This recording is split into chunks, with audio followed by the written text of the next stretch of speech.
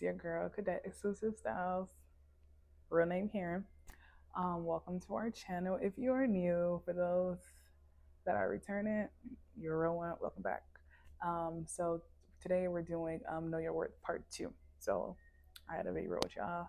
There's some things I wasn't really completely 100% honest with you guys that I have to like clear up into today's video. So yeah, we cut our hair, guys. We cut that thing about, and within like I think the 27th of this month is going to be a month, and it's already growing. So I definitely realized that my hair is very thick. So we're actually taking care of it now to see how long it gets by the end of the year. So I'm very excited though to cut it. I always wanted to cut my hair, and I feel like this is like this signifies where I am in life currently. It's just vulnerability. It's like being vulnerable, especially women's hair. I'm not gonna say that that's our everything, but that's our glory, that's our beauty, is our hair. Um, but again, our identity, nevertheless, is not tied up in what we wear and how we do our makeup and cover ourselves and beautify ourselves. It's who we are within. So that's why we did the video. I was gonna do makeup. I was like, nah, I'm gonna keep it real. I'm coming transparent, vulnerable, no makeup, skin still popping. Okay. And love buzz hair, because I know some people cut their hair and they don't want to leave the house. So I'm like, embrace it. Like, I think I tell myself that I'm more beautiful now that I cut my hair than I did with hair. Isn't that something? So, embrace your natural beauty. God said you're wonderfully, fearfully made. So you got to know when he took his time with you to not mess up. That's why it's called fearfully. When you do something fearful, it's like I need to perfect it, and we know that God is perfect. We aren't, but we're made perfect through Christ. So embrace your natural beauty, girl. Leave the house without makeup. You need to tell you that you look good, and that's all you need to know. And then you also need to know what God said about you. But if you don't believe in God, I pray that you do. But again, no one's going to take care of you better than you. So if you aren't hyping yourself up, don't expect the world to hype you up. Remember that. So yeah. So we're gonna get right into it. So yeah, what I wasn't honest about, I forgot like some jobs, y'all. You're gonna be out here hustling. Oh, y'all feel me? We be hustling. So I forgot that when I was working, what job was it? I think around like 2017 when I was in Sephora and SeaWorld. I was doing Uber and Lyft. I forgot. I had just signed up that year. I think I signed up for um, Lyft first because they had like a promotion on there at the time. I think it's like if you signed up, you had gotten and you did like a certain amount of rides, you got an additional $600 bonus. And it was not a lie. Once I hit that certain amount of rides that I needed, putting that $600 hit that account, and I needed it at the moment, so it came right on time. God is good.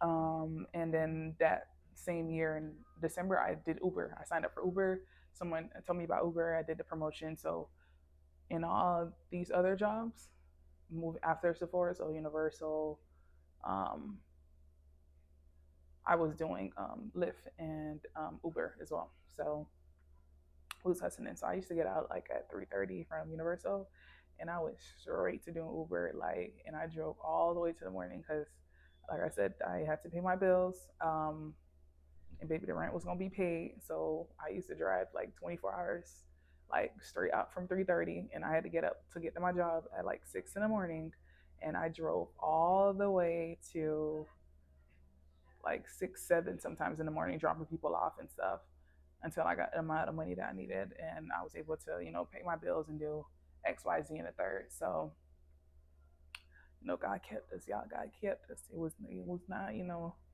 this life ain't for the faint-hearted, no, is it for the weak. But again, life is what you make it. So that was where I wasn't honest, guys. So it was that part. So yeah, I felt like I had to rush. I rushed that ending. I had to go, but so I just wanted to elaborate a little bit more on those jobs, and we worked a lot. Yeah, we just did a lot of work. Like we some hardworking people over here. Okay, we some hardworking people. I like God. I be looking at my life. I'm like, God, how did we do it? I know it wasn't me. It had to be you in me and how you created me. And that's why I be looking at my life. I say, yeah, I'm definitely wonderful and fearfully made because there's not that much people of me. I'm one of one. I'm rare. Like you're not gonna find them like a unicorn. You're just not gonna find another me. And that's what I'm learning to embrace. And that's okay. I'm just one of one. And just like you are one of one. So yeah. But like I thought about it and I learned something. Like I'm realizing like why the Lord had me work those jobs. Because let me fast forward to my actually very first job. It was I was coming out of eighth grade going into my freshman year around that time, freshman or sophomore year, and I knew I'm a planner, so I gotta plan stuff out. Like that's how I am. I like to plan stuff out. The Lord healed me from overthinking because I used to overthink a lot of stuff because of the fact that I'm a planner. What it is, what it is. Brain constantly moving, but God is delivering. He's still delivering on me because once you get delivered once, you got to maintain that deliverance because the enemy gonna come and the overthinking is gonna try to come back in, and you just have to decide to reject it and be like, yeah, no, we're not doing this because that's how you can have that sound mind and that peace of mind that God given us. So yeah, my favorite first job was McDonald's. It was so funny because I didn't want to work the job, y'all. I did not want to work at McDonald's. I can't really remember why I didn't want to work. I did not care to be. I guess it was just everybody worked there, or I don't know. I just didn't want to work at McDonald's, but God had different plans, y'all. So I ended up going. They had like a job fair, and I was like, all right, let me just. I don't even know where I'm going. I'm like, I know I don't care to get the job, but let me still go. So I went to the opening that they were doing the job fair, and immediately I clicked with the manager, and she likes me on the spot. If she could hire me on the spot, she would have. The Lord allowed me to find favor in her eyes. She looked at my resume. I had a 4.0 student, and then we both lived in Miami, so we were just like talking extra on this interview. And later on, she called me and told me I got the job, which I already knew by the you could that vibe. You could just know when you're like, yeah, this job. It's not to be arrogant or anything. It's just like, yeah, no, the vibes she was given, yeah, no. Because there's some people that do get vibes and then you don't even get hired. So you looking like, but no, this one we was like literally to the point where the conversation went left. After the interview, we were just talking. But yeah, so I ended up working there, and in that process, this is what I learned. This is why I have the customer service that I have, that I'm going to teach you guys, and work ethic that I have. My golden rule, my motto, life motto, I think I read it in the Bible, but nevertheless, my parents didn't raise me to steal. They always taught us to treat others with respect and treat people the way you want to be treated. So they already built that custom growing us up with my siblings to, if you have something, share it with her. You don't have to wait for it to offer her, you know what I'm saying? And to always look out for one another. And, if we find money on the floor, don't try to take it and be like, oh, look at God, God bless. It fell out the sky. It's for somebody. So I remember like one time, because integrity and honesty is, what are you doing when people are not watching you? Because God is always watching. So I think I was at school, and I remember, I think it was like fifth grade. I was fifth grade, and I found like somebody's $20, and I was like, "Hey, whose $20 is this?" And the kid came right in the bed. They're like, "Oh my God, it's Karen. Thank you so much. It's my lunch money." I said, "Look, see, now I stole somebody's lunch money, all in the name of blessing. It fell off in the sky. Look at God."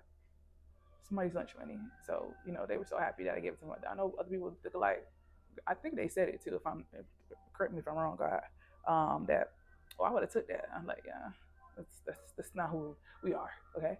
I know God is always watching me, and my parents made that very clear. Like my mom, she always tells that, y'all can lie to me, but you can't lie to God. He sees you, and that kind of stuff with me. But, so that kind of shaped my like morals and my standard growing up. So when I was at McDonald's, this is what I learned, and I feel like it played a huge part in my customer service and my work ethic. Even though me starting a business, like I'm big on customer service, like it's a non-negotiable for me, guys. It's just non-negotiable for me.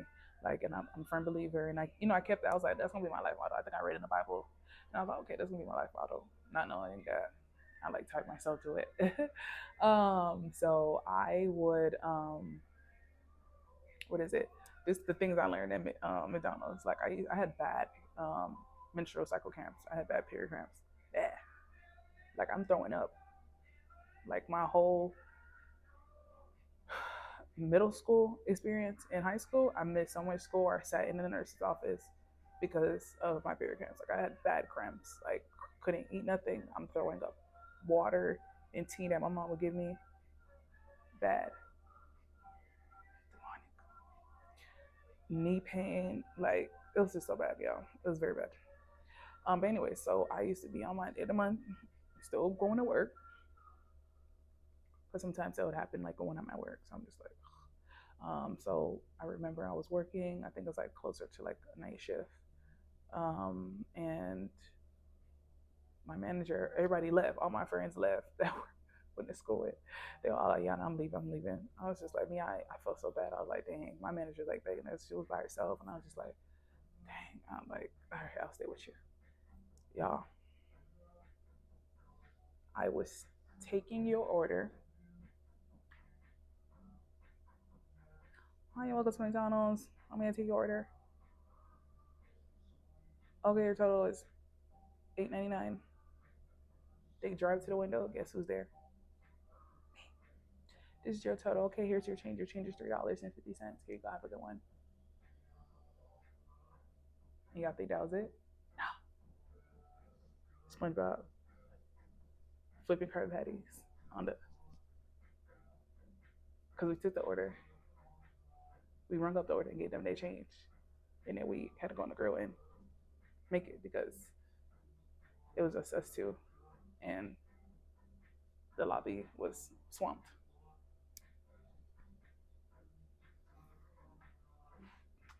And then we're making the order, we're bagging it too, ketchup and napkins. Here you go. Have a good night. One person doing all this. And even on my worst day, I'm like, I never caught an attitude with people. Never. And I never let them, their low negative energy ruin my day either. I said, look, 562 is your change. Have a day. Have a blessed day. And guess what? Guess who's giving your order while you being rude? Me. And guess what? Here you go. Have a good day. And at that point, they felt bad because sometimes people are just having a bad day, and they're not careful. Their negative energy is being projected on somebody else because they're not having a bad day, and they want you to have a bad day too. So, um, I didn't let that stuff affect me. I was like, if I'm not having a good day, I'm not going to project out my clients. They ain't got that. Me having not having a good day doesn't have nothing to do with these people. These people want their cheeseburger, their French fry, and their McFlurry. That's all they want. So I knew that I had to maintain my customer service and still smile, even though I was dying on the inside. But I still smile, and I always, maintain that face of the company right now.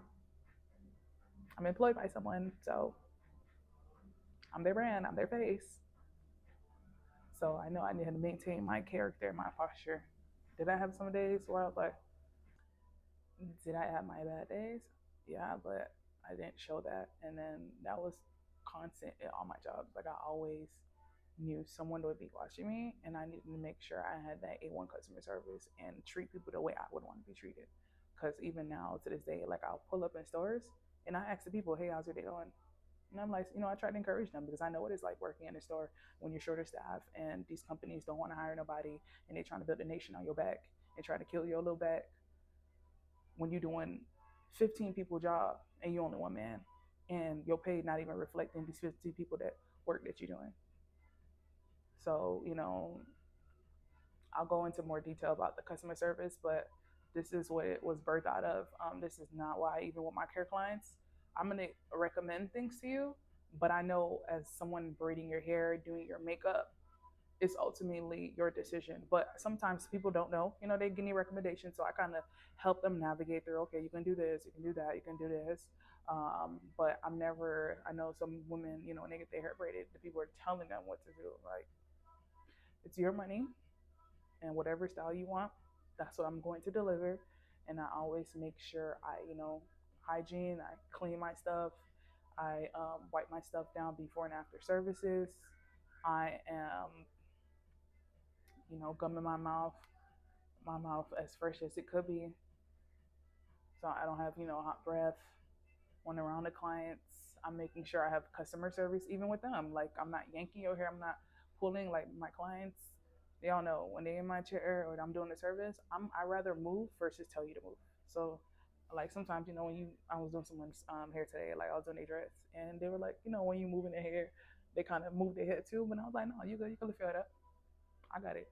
Like, I'd rather move. I'm already on my feet, so I know how I need to maneuver. So it's easier for me to do it versus to keep telling you. Granted, there's sometimes I'll tell you, to hit your head, but I'm not gonna be like, I'm. Some people got to remember, like, this is someone's child that you're mishandling. Whether they're 40, 50, 60 years old, you're still mishandling somebody's child. That's your mom. So I have to be fragile with you and like be very sensitive with you and offer that customer service that I would want if I was sitting in a chair. So that's pretty much it for today. I'll dive a little more like deeper into depth. I feel like I had to clarify that stuff and pretty much tell you where my customer service and work ethic is coming from, because it's not just coming from out of nowhere. No, it's coming from years of experience, and I know God allowed me to go through those jobs even though I didn't want them, but it was shaping me and molding me to become who I need to be today. And He knew that I was going to have a business, and there's more stuff in the future that He has for me. And customer service is A1. You have to know how to talk to people. You can't talk to people in type of way and think that they're going to this man. No, some people gonna cuss you out. Everybody ain't safe, and even the people that say they still be cussing too, which I need to repent and change. Which was me at one point. Look, this mouth. I was like, Lord, I know you said the words. Our mouth is, we can speak life or death with our mouth. What, man? Listen, piss me off and get on my bad side. Like, Sour Patch Kids. You might get this sour batch in the pack. I don't play with me. But that was only if you were on my bad side. But now we're growing. Even if you get on my bad side, I'm not gonna let your negative energy ruin my day. It's just not gonna take place. And what? That was from years of experience working at the theme park. All my jobs was working with people. So I knew that my purpose in life would have to do with people. So that's how you're able to know your purpose or your calling. What do you when you were doing certain things, what were you good at? What did you find yourself constantly doing the most? Like me, I knew I was always working with people. All my jobs were retail. In fact, so I was at McDonald's. It was always people, a lot of people, not just them, a lot. I was at McDonald's, and it was all multifaceted job. What I was doing multiple things at once. That's why I'm able to multitask and do so much. Because when you have a business, that's how these billionaires and multimillionaires, they don't just have one source of income. They have multiple. They're doing this, they're doing this, they're doing this, they're doing this. And it's not to say that it's all one man job. No, you built your team that way, but at the end of the day, you're still that founder. So that income and stuff is still coming towards you. You're still the creator, but you just branch off and let other people help you, and also tap into their creativity and their purpose as well.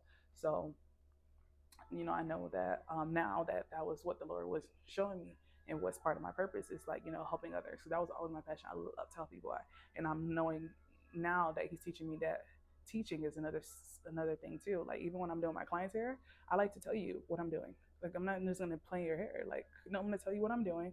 I normally, that first row of your hair I do, take a picture, show you, do you like it? So we could proceed. Because when we're done,